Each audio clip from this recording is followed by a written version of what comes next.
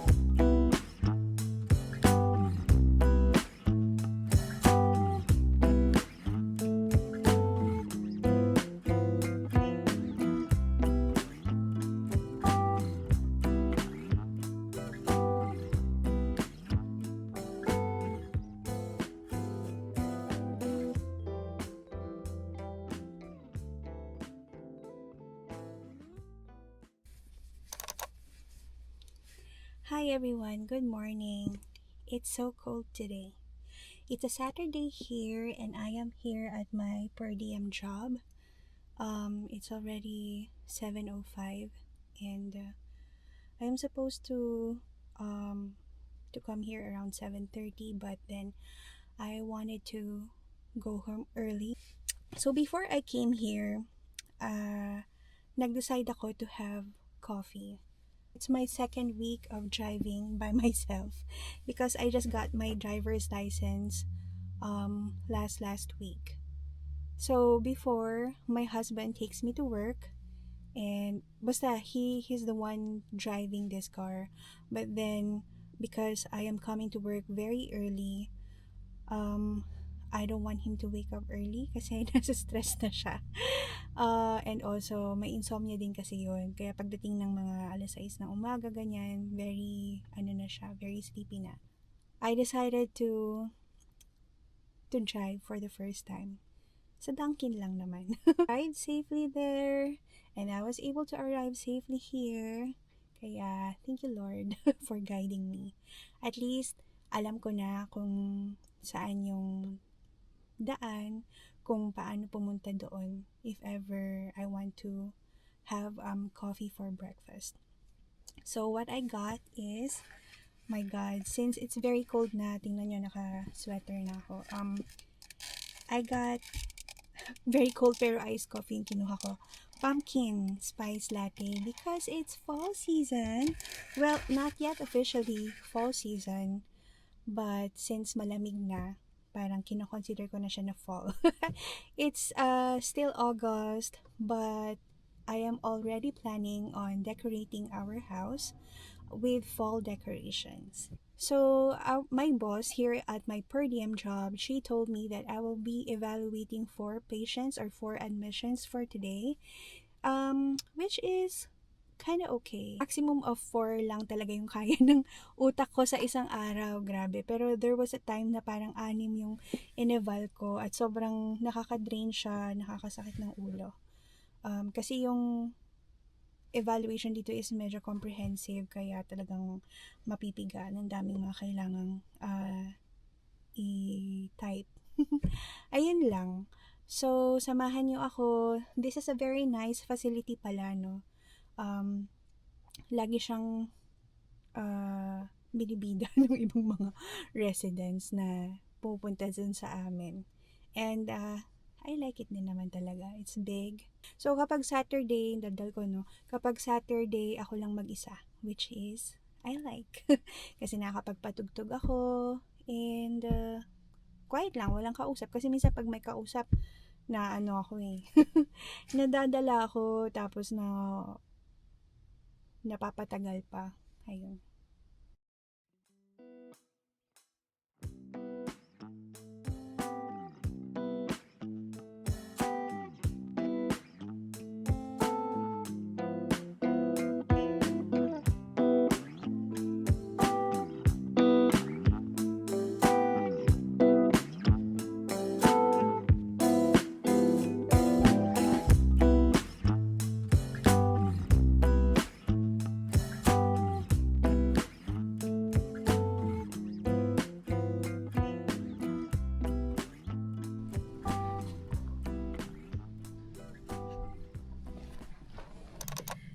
Okay guys, so nabasa ko na lahat ng mga important information that I need to know regarding my patients for today. And now I am ready to see all of them. I will have to assess them, how they do during bed mobility, like when they do sitting at the edge of the bed, their balance, how do they stand, how do they walk, how much assistance do they need. Okay, I'll see you later.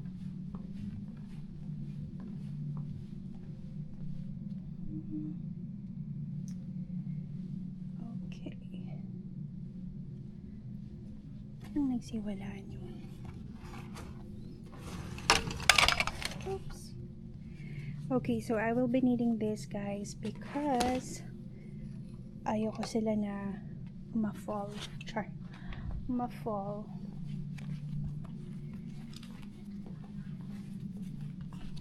Time check.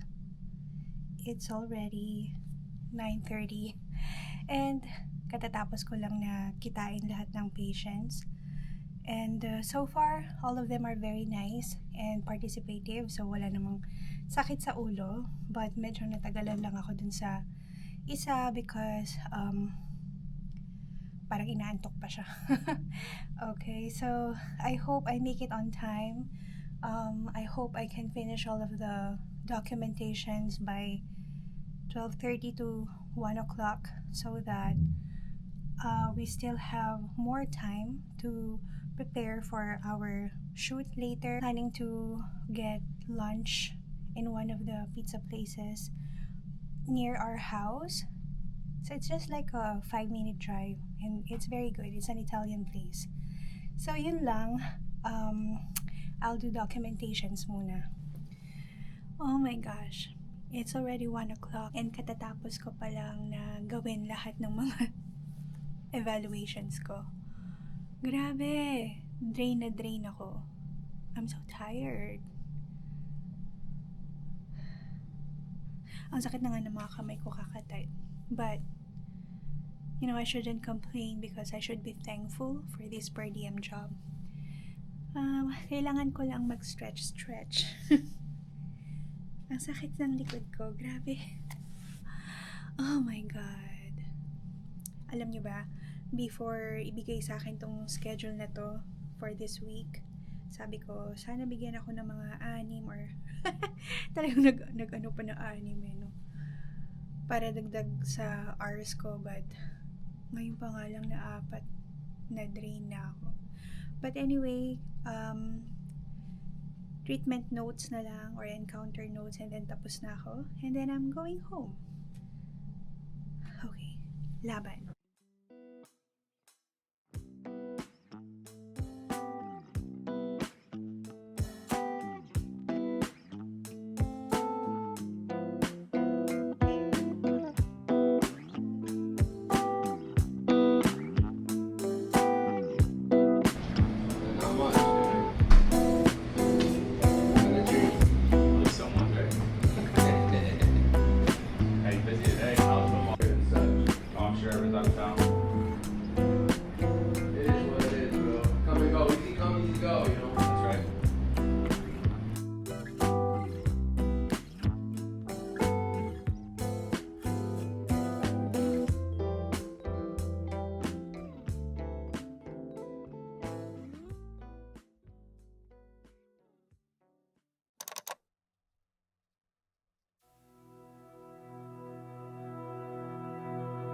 Full stop.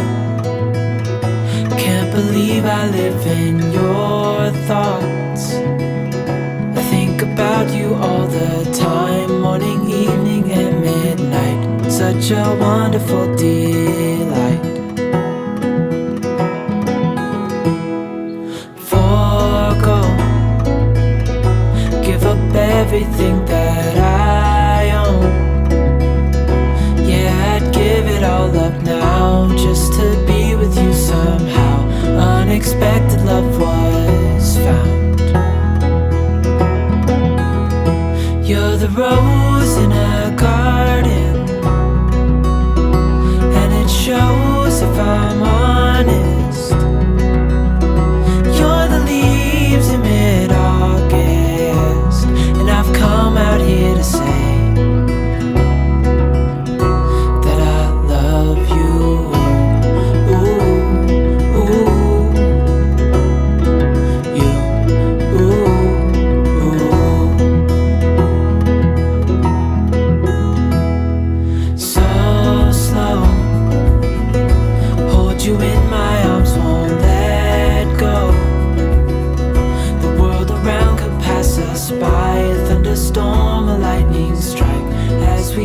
hold each other